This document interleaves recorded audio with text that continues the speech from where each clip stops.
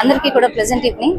ఈరోజు YSR Congress party Christian minority cell ఆధ్వర్యంలో pre Christmas వేడుకలు జరుపుకోవడం జరిగింది. ముఖ్య అతిథులుగా థామస్ రెడ్డి గారు, అదేవిధంగా వైఎస్ఆర్ కాంగ్రెస్ పార్టీ శ్రేణులందరూ కూడా పెద్ద ఎత్తున పాల్గొనడం జరిగింది.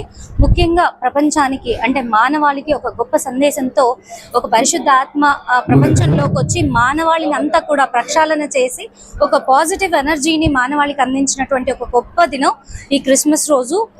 ఆ రోజుని ఈ పండుగ జరుపుకోవడం చాలా సంతోషదాయకం.